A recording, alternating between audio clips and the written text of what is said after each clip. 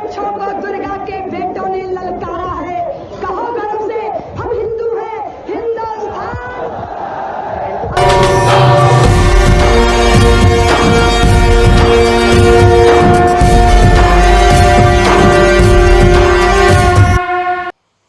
ओम विश्वानि देव सवितर्दुरितानि परासुवे यद्भद्रम तन्न आसुवे। सर्वप्रथम अखंड आर्यवर्त यूट्यूब चैनल पर मैं आप सभी का स्वागत करता हूं। आप इस परिवार के सदस्य बने, अधिक से अधिक शेयर कीजिए, सब्सक्राइब कीजिए। खासकर हर एक हिंदू के घर तक ये बात पहुंच जानी चाहिए। जो मुसलमान को बहुत बड़ा भाई मानते हैं, उनका अपनी बाप मानते हैं, अपनी माँ मानते हैं, हर एक अज्ञानी हिंदू, अनभिज्ञ हिंदू तक ये वीडियो पहुँच जानी चाहिए। एक आपने कहावत सुनी होगी कि कुत्ते की दुम 10 साल तक भी किसी में नाल में डाल के रख दो ना, तो निकालोगे तो तिरछी की तिरछी निकलेगी, घूमी की घूमी निकलेगी, वही उसका ₹2, कुछ नहीं फर्क पड़ता।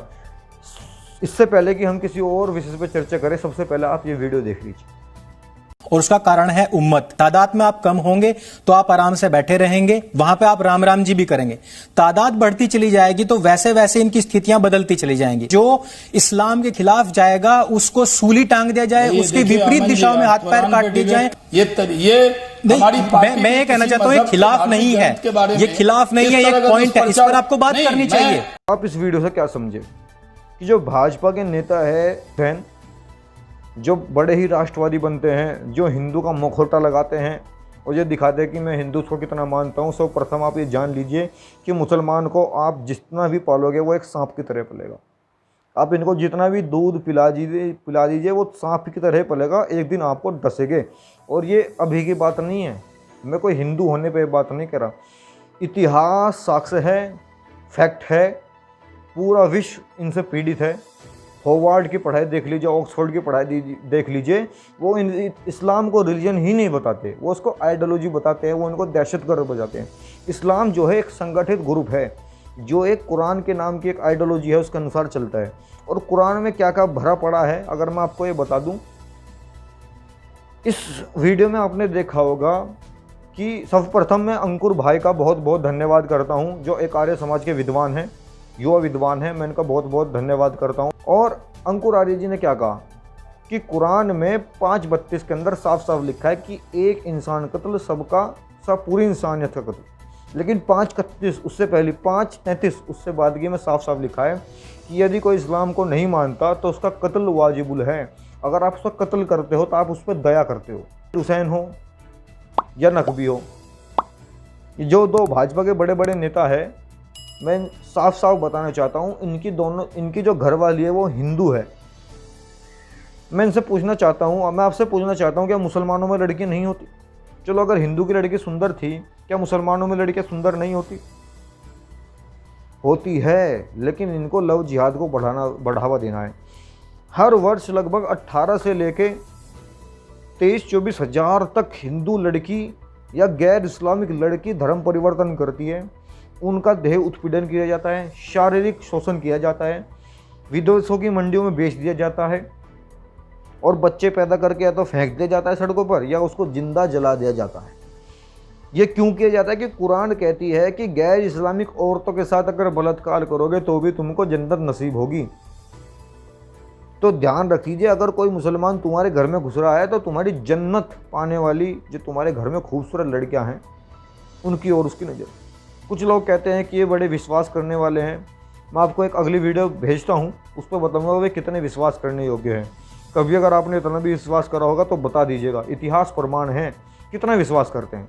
पूरा का पूरा फारस, एक जो सभ्यता थी फारस यानी ईरान, जिसको पर्शिया कहते थे, ईरान से लेके मंगोल तक यानी आधे चीन तक फैला हुआ साम्राज्य था कभी फारस। आज बची सभ्यता? नहीं बची, इस्लाम ने सब खत्म कर दिया। और जो तारिक फतेह का मैं बहुत सम्मान करता हूँ, लेकिन ये कहते हैं लव जिहाद जैसी कोई चीज़ है ही नहीं। जो हुसैन है, जो भाजपा के नेता है, जो साफ साफ कह रहे हैं, आप इनको कितना भी मना लीजिए, लेकिन मुसलमान कभी भी तुम्हारी बातों में नहीं आएगा। उनके कुरान साफ साफ कहती है कि उन्होंने एक बात कही थी कि मेरा दीन मुझे मुबारक, तुम्हारा दीन तुम्हें मुबारक। ये अल तकिया है, यानी कि जहाँ तुम कमज़ोर पड़ो वहाँ ये बात कह के अपना पिंड छुटा लो।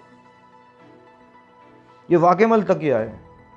आप कह दो कि हाँ शायद ऐसा नहीं लिखा, आपको कुछ गलत पढ़ा दिया गया होगा, उल्टी सीधी बात, लेकिन हकीकत ध्यान दीजिए। गृह युद्ध जैसे ये हालात करने वाले हैं भारत में, और अगले 10 या 20 साल के अंदर अगर जनसंख्या कानून अगर इस देश में नहीं आया तो ध्यान रखना 20 साल बाद इस भारत के अंदर प्रधानमंत्री का चेहरा एक मुस्लिम होगा। और जिस दिन कोई एक मुसलमान राष्ट्रपति बना, APJ अब्दुल कलाम, परमाणु बम की तकनीक पाकिस्तान के पास पहुंच गई। एक गृह मंत्री बना, कश्मीर में बड़े स्तर पर नरसंहार हुआ। और जो ये भाजपा में बैठे हुए जितने मुसलमान नेता हैं, अब इनको कितना भी हिंदू पक्षीय मान लीजिए या हिंदू कितना, एक समय ऐसा आएगा कि यही लोग तुम्हें नोच नोच के खाएंगे। साफ साफ झलकता है कि वो अपने कुरान पे डिबेट नहीं करना चाहता। अंकुर आदे ने कोई बात गलत नहीं कही थी, वही बात कही थी जो कुरान के और हदीसों में लिखी हुई है। क्या गलत कही थी? ये जितने भी मखोटे हैं, मैं तो ये कहता हूँ कि कभी भी कट्टरवाद तो छोड़ दे, कभी किसी आम मुसलमान पर विश्वास मत कीजिएगा। आप शायद अपने धर्म को नहीं जानते, लेकिन वो अपने मज़हब को बहुत अच्छी तरह जानता है। 5 बार नमाज पढ़ता है, तुम्हें मारने की धमकियाँ देते हैं खुलेआम। और ये वे लोग हैं जो तुम्हें सब्सिडी टैक्स रेट पे पढ़कर इस देश में आग लगाते हैं और तुम्हें मारने की धमकियाँ देते हैं, तुम्हारी माँ बहन उठाने की धमकियाँ देते हैं, और तुम फिर मूक दर्शक बन के बैठे रहते हो। यही वो लोग हैं और आप इनसे सावधान रहिए। आज मैं आपसे मात्र इस वीडियो में इतना ये कहना चाहता हूँ कि आप कि यहाँ एक बात कही जाती है कि वसुधैव कुटुंबकम, सारा परिवार हमारा है, लेकिन आपने कभी गणतंत्र दिवस पर या स्वतंत्र दिवस पर किसी मस्जिद से या किसी मदरसे में तिरंगा लहरता देखा है? कभी मस्जिद के मदरसों के बच्चे तिरंगा लहरते हुए सड़कों पे और एक रैली की तरह जाते हुए दिखाई दिए? कभी नहीं दिखेंगे। कभी भगत सिंह अमर रहे के नारे लगते देखे? नहीं लग सकते। नारा तो एक ही लगता है, नारा ए तकदीर अल्लाहु अकबर। यही नारा लगता है और इसी नारे को ले लेकर तुमको काटते हैं और तुम कटते हो। आज इस वीडियो में इतना ही। और अंत में आपसे मैं एक बात कहना चाहूँगा कि अगर आपको ये वीडियो अच्छी लगे तो इसको शेयर सब्सक्राइब जरूर कीजिए, और हर एक सनातनी, हर एक वैदिक और हर एक हिंदुस्तानी और हर एक हिंदू तक ये मेरी बात पहुँचाए।